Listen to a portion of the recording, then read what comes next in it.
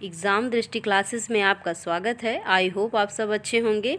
आज हम DElEd first semester के सिलेबस के अकॉर्डिंग बाल विकास सब्जेक्ट से चैप्टर वाइज वीडियो बनाएंगे। अगर आपको वीडियो की आवश्यकता हो तो हमारे चैनल को सब्सक्राइब करें और वीडियो पसंद आता है तो लाइक शेयर करें। ये यूपी टेट और एस टेट के लिए भी बहुत इम्पॉर्टेंट है।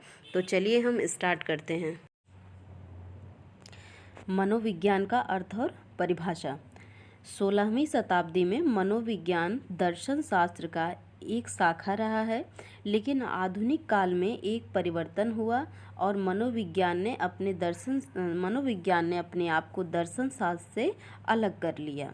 तो पहले क्या था, पहले जो है दर्शन शास्त्र के अंतर्गत ही मनोविज्ञान को पढ़ा जाता था और जाना जाता था, लेकिन 16वीं शताब्दी के समय से मनोविज्ञान जो है एक सब्जेक्ट के रूप में आ गया, एक उसका अपना स्वयं का एक अस्तित्व हो गया, या वो स्वयं का एक अपना सब्जेक्ट बन गया और विषय बन गया, जो कि शिक्षा के अंतर्गत इसको रखा गया। इसलिए रखा गया ताकि बच्चे की शिक्षण विधि को, सीखने की क्षमता को जान सके शिक्षक और उसे अच्छे से शिक्षा दे सके और उसकी रुचि के अनुसार उसके सहायता कर सके। तो आगे हम देखते हैं। मनोविज्ञान शब्द को इंग्लिश में साइकोलॉजी जो यूनानी भाषा के साइकी और लोगोस से मिलकर बना है। साइकी का अर्थ होता है आत्मा। पहले जो है साइकोलॉजी को या मनोविज्ञान को आत्मा कहते थे 16वीं शताब्दी में, तो इसीलिए साइकी का अर्थ हो गया आत्मा और लोगोस का अर्थ हो गया अध्ययन। मतलब कि मनोविज्ञान का अर्थ है आत्मा का अध्ययन। तो इस प्रकार इसका अर्थ हुआ आत्मा का अध्ययन करना। आगे हम देखेंगे। 17वीं शताब्दी में मनोविज्ञान को मन का विज्ञान कहा गया और इसके समर्थक थे पोम्पो नाजी। ये बहुत ही वेरी इंपॉर्टेंट लाइन है, कई बार एग्जाम में यह पूछा गया है।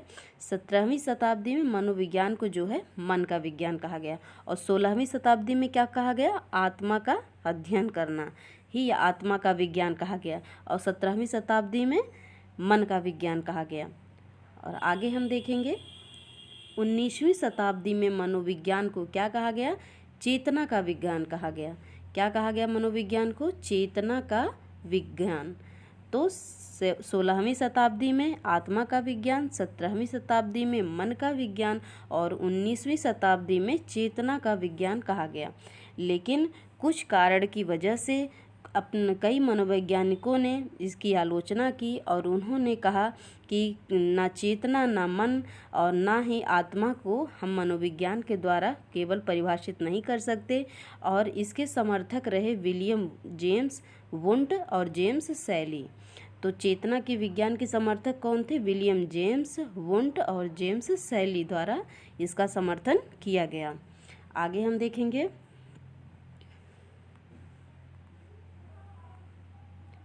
नेक्स्ट पेज पे 20वीं शताब्दी में मनोविज्ञान को क्या कहा गया, व्यवहार का विज्ञान कहा गया। 20वीं शताब्दी में मनोविज्ञान को व्यवहार का विज्ञान कहा गया और इसको किसने कहा, वाटसन ने। वाटसन जो है व्यवहारिक विज्ञान के समर्थक हैं और इन्होंने 20वीं शताब्दी में इन्होंने इसका समर्थन किया कि मनोविज्ञान जो है यह व्यवहार का विज्ञान है, या किसी भी बच्चे या किसी भी व्यक्ति के व्यवहार को हम समझते हैं इसके द्वारा।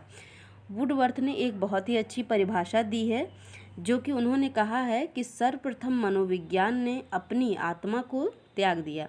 तो क्या है, 16वीं शताब्दी में क्या था, मनोविज्ञान आत्मा का विज्ञान था, जो कि आत्मा को त्यागने के बाद उसके बाद मन को त्याग दिया।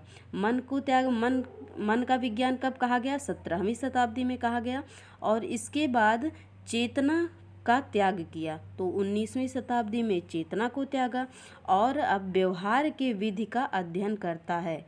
तो वर्तमान समय में जो है ये 20वीं शताब्दी में इसको जो है मनोविज्ञान व्यवहार का विज्ञान कहा गया।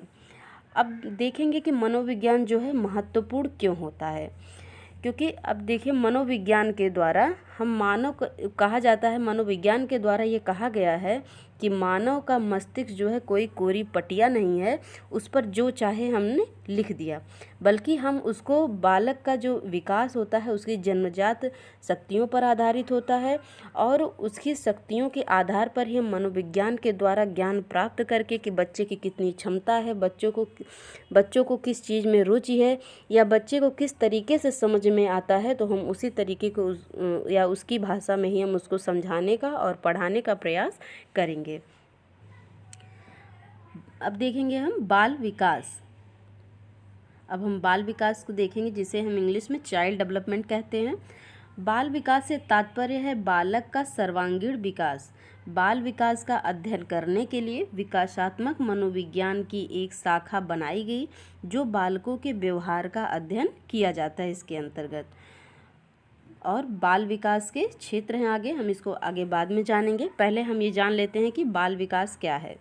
तो बाल विकास क्या है और बाल मनोविज्ञान क्या है, इसमें बस थोड़ा सा ही अंतर है। बाल मनोविज्ञान जो है यह बालक की क्षमताओं का अध्ययन करता है, जबकि बाल विकास जो है क्षमताओं के विकास की दशा का अध्ययन करता है। बाल मनोविज्ञान का उद्देश्य होता है बाल मन तथा और बालक के स्वभाव को समझना होता है। जैसे किसी बालक के भीतर कौन सी क्षमताएं विद्यमान हैं, उसके व्यवहार प्रौढ़ों से या बड़ों के व्यवहार से किस प्रकार भिन्न है, बालक की स्मरण शक्ति का विस्तार कितना है, और वह किन परिस्थितियों से यह प्रेरणा ग्रहण करता है और उसकी क्या कल्पनाएं हैं। इन सभी बातों को जानने के लिए, या उसकी वो क्या आगे जीवन में करना चाहता है, इन सभी बातों को जानने के लिए बाल मनोविज्ञान का उद्देश्य यही होता है कि इस बच्चे के बारे में पूरी जानकारी करना। इसके विपरीत जो है ये बाल विकास जो है बालकों का अध्ययन इस दृष्टि से भी करता है कि उसका भूत और भविष्य उससे जुड़ा रहे, और स्वस्थ प्रौढ़ जीवन वह आगे जिए, या आगे जो भी उसका जीवन हो बहुत ही अच्छा हो। तो अब हम देखेंगे बाल विकास के क्षेत्र। बाल विकास के क्षेत्र के बारे में जानेंगे। स्कोप ऑफ चाइल्ड डेवलपमेंट, पहला पॉइंट है इसमें बाल विकास की विभिन्न अवस्थाओं का अध्ययन।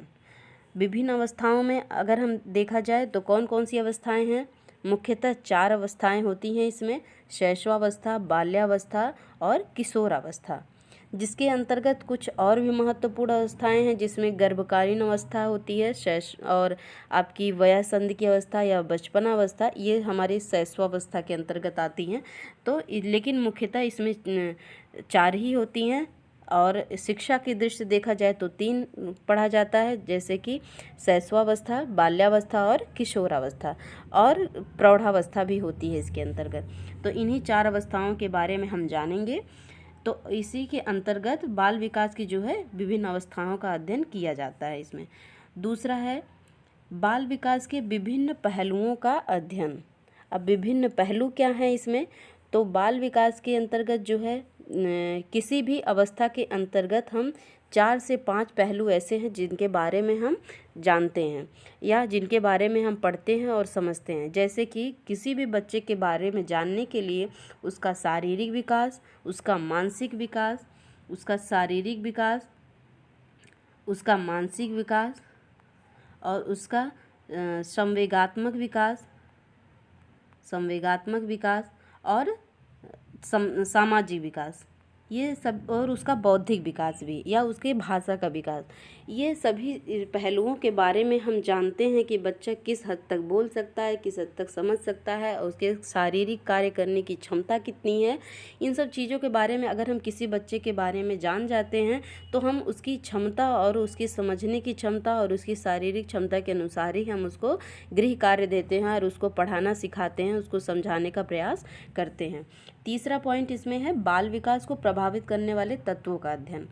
तो बाल विकास को जो तत्व जो प्रभावित करते हैं वो कौन कौन से तत्व हैं, तो हम देखते हैं कि बाल विकास जो उन सभी तत्वों का अध्ययन करता है, जैसे कि किसी बालक को किस प्रकार से वो प्रभावित कर रहा है। वो दो प्रकार के होते हैं, एक प्रत्यक्ष होता है और एक अप्रत्यक्ष रूप से प्रभावित करता है।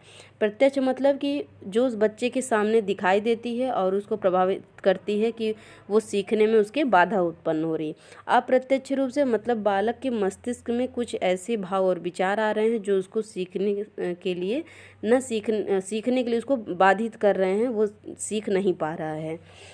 तो इसके प्रत्यक्ष और अप्रत्यक्ष में हम देखेंगे कि बालक का जो विकास होता है वो प्रमुख रूप से वंश परंपरा और वातावरण के द्वारा होता है। बाल विकास की प्रक्रिया में जो है इन सभी तत्वों और कार्यों का व्यक्तित्व एक विशेष रूप से ग्रहण करता है और वंश परंपरागत बालकों के गर्भाधान के समय ही उनके माता पिता तथा पूर्वजों के द्वारा शारीरिक और मानसिक गुणों और योग्यताओं क्षमताओं का ज्ञान होता है। तो अगला हम देखेंगे, अगला पॉइंट है बालकों की रुचियों का अध्ययन। नेक्स्ट पॉइंट है बालकों की रुचियों का अध्ययन। तो बालकों की रुचियों के अध्ययन में हम देखेंगे कि पहले हम ये देखने का प्रयास करेंगे कि बच्चा किस सब्जेक्ट को पढ़ना चाहता है या किस सब्जेक्ट को नहीं पढ़ना चाहता है। कौन से कार्य, अगर उसको खेलना ज़्यादा पसंद है तो हम उसको खेल के माध्यम से हम पढ़ाने की कोशिश करेंगे ताकि बच्चा जो है किसी भी चीज़ को अच्छे से सीख सके, क्योंकि खेलने के द्वारा ही अगर वो सीखेगा तो उसमें जो है सीखने के प्रति रुचि उत्पन्न होगी। नेक्स्ट पॉइंट है, पांचवा है बालकों की वैयक्तिक विभिन्नताओं का अध्ययन। तो बालकों की वैयक्तिक विभिन्नताओं के अध्ययन के अंतर्गत हम ये जानेंगे कि हर व्यक्ति जो होता है वो अपने आप में एक उसका भी अपने आप में एक कहा जाए कि विशिष्ट होता है। उसकी जो रुचियां होती हैं, उसके जो व्यवहार होते हैं वो एक दूसरे व्यक्ति से अलग होते हैं। यहाँ तक कि आप जुड़वा बच्चों को भी देखिए तो जुड़वा बच्चे भी एक दूसरे से भिन्न होते हैं।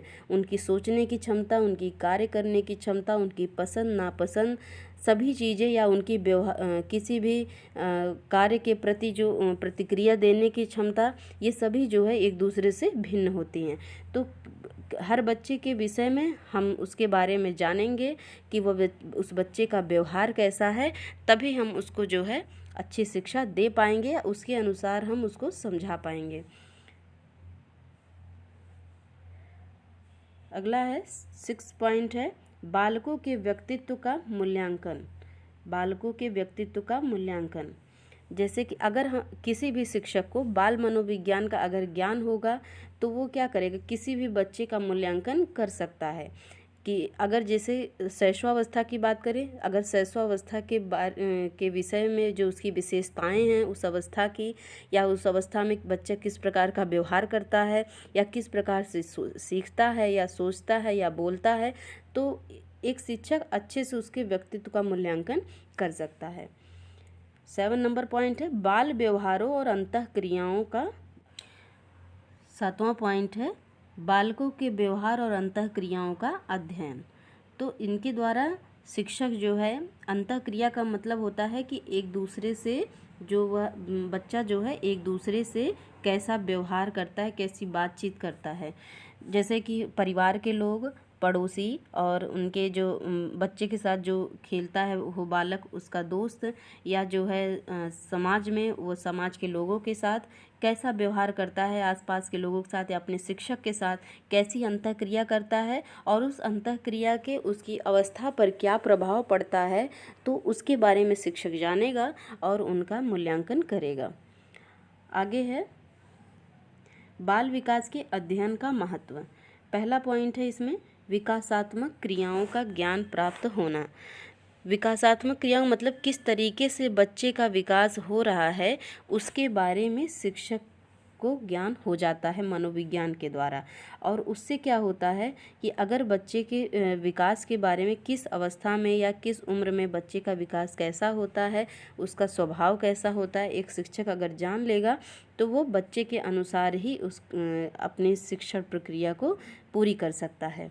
जैसे कि 1 से 2 माह की आयु में जो है बालक 1 से 12 माह की आयु में जो है बालक चलने की क्रियाएं करता है और 3 से 4 महीने में वह जो है भाषा का विकास होने लगता है, जैसे कि वो टूटे फूटे शब्दों में एक एक वर्ड करके बोलने लगता है।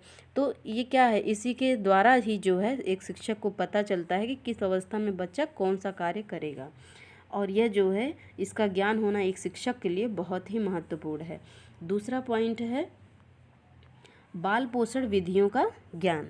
अब बाल पोषण विधियां क्या हैं कि बालक के विकास के अध्ययन में जो है माता पिता और अभिभावकों को बाल पोषण विधियों का ज्ञान उनको भी प्राप्त होना चाहिए, एक माता पिता को भी, क्योंकि कहीं न कहीं ज़्यादा से ज़्यादा समय वो अपने माता पिता के साथ व्यतीत करता है, तो इसलिए उनको भी बाल मनोविज्ञान का ज्ञान होना आवश्यक है।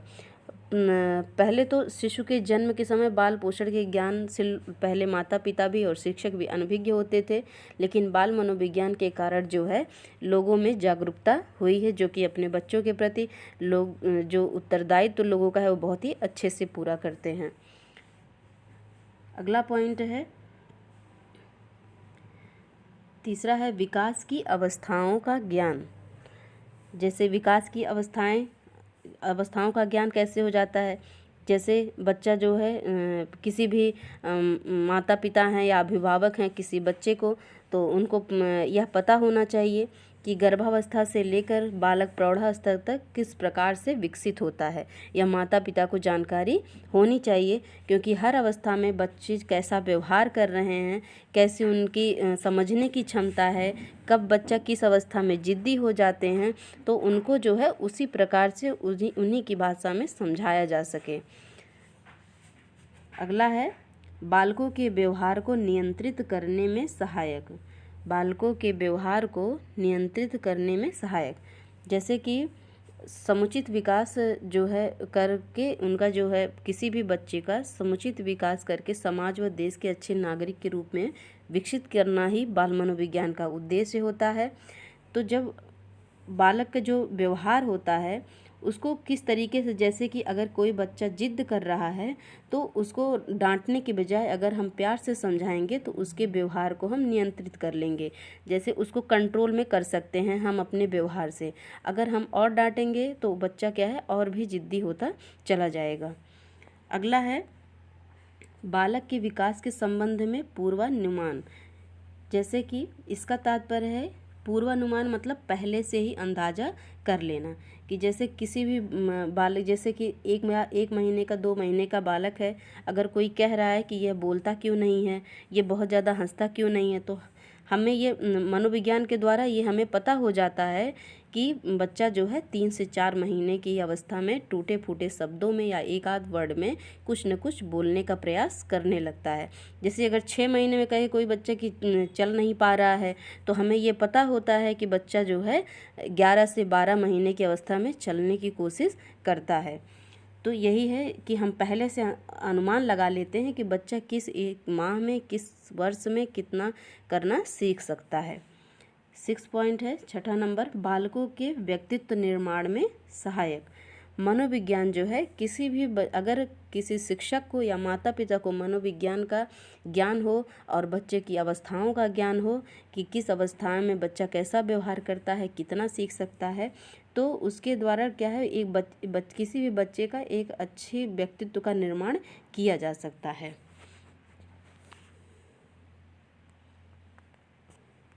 तो ये हमारा कंप्लीट हो गया पहला चैप्टर। इसके आगे की वीडियो जो है हम ऐसे चैप्टर वाइज बनाते रहेंगे। अगर आपको हमारा वीडियो पसंद आता है तो हमारे चैनल को सब्सक्राइब करें और वीडियो को ज़रूर लाइक करें। Thank you.